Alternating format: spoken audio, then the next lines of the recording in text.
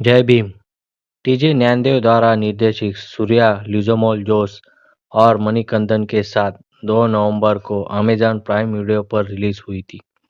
यह फिल्म एक वास्तविक जीवन के मामले पर आधारित है, जिसमें मद्रास उच्च न्यायालय के सेवानिवृत्त न्यायाधीश के चंद्रू ने लड़ाई लड़ी थी।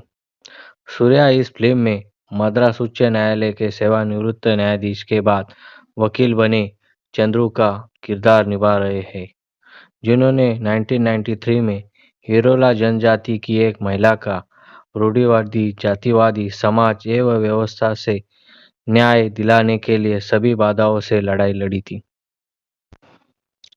8 मई तमिलनाडु के श्रीरंगम में जन्मे जस्टिस चंद्रू स्कूली दिनों से ही मजबूत समाजवादी विशेषता वाले थे। स्टूडेंट फेडरेशन ऑफ इंडिया के सदस्य के रूप में युवा के चंद्रू ने अपने कॉलेज में मौजूद अनियमितताओं का बहादुरी से मुकाबला किया और कहा जाता है कि उन्हें सेकंड ईयर में संस्थान से निष्कासित कर दिया गया था। एक युवा के रूप में सर्वहारा वर्ग के लिए चंद्रू की सहानुभूति इस बात से स्पष्ट की जाती है कि उन्होंने एक लोकप्रिय टायर निर्माण कंपनी के कामगारों का उनके अधिकार दिलाने के लिए एक बड़ी रैली की।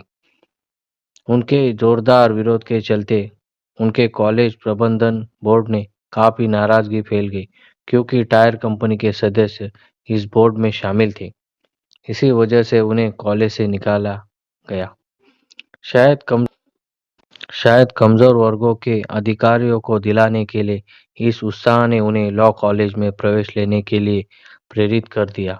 जब उन्होंने 1976 में एक वकील के रूप में नामांकन किया, तो उनके मेंटोर ने उन्हें मजदूर वर्ग के लिए सशक्तिकरण के प्रति उनकी प्रतिबद्धता को दोहराते हुए काम करने की नसीहत दी।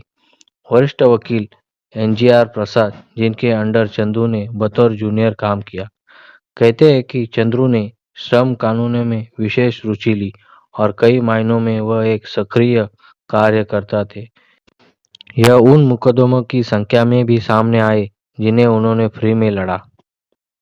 इसके आगे की बात करें तो के चंद्रू ने 31 जुलाई 2006 से 8 मार्च 2013 तक मद्रास उच्च न्यायालय के न्यायाधीश के रूप में सेवा दी।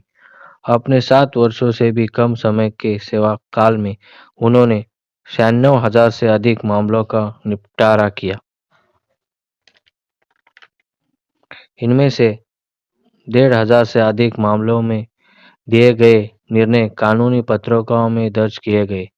एक नामिक वरिष्ठ वकील के रूप में अपने कार्यकाल के दौरान उन्होंने श्रम, सेवा, शिक्षा और मानवाधिकारों के मुद्दे को व्यापक काम किया।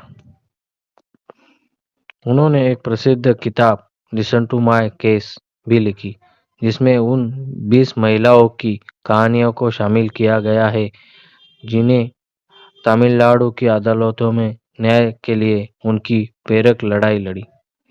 मद्रास उच्च न्यायालय के न्यायाधीश के रूप में उनकी कुछ उपलब्धियां भी रही है, जहां वह नहीं चाहते थे कि अदालत में लाल टोपी, चांदी की गदा लिए एक कर्मचारी उनके आने की घोषणा करे। अपनी कार में उन्होंने लाल बत्ती हटाई। एक सब इंस्पेक्टर रैंक की व्यक्तिगत सुरक्षा गार्ड को उन्होंने अपनी सुरक्षा सेवा से हटवा दिया। अदालतों में माय लॉर्ड के रूप में संबोधित नहीं किए जाने का आदेश दिया। सेवानिवृत्ति की सुबह अपनी आधिकारिक कार को सरेंडर कर दिया था और घर वापस जाने के लिए उपनगरीय ट्रेन में यात्रा की। अक्सर लोगों के जीवन में फिल्मी हस्तियां, राजनेता, खिलाड़ी और समाजसेवी उनकी प्रेरणा होते हैं, पर न्यायपालिका में भी कोई कभी किसी की प्रेरणा बन सकता है, शायद ही हमने कभी सोचा हो।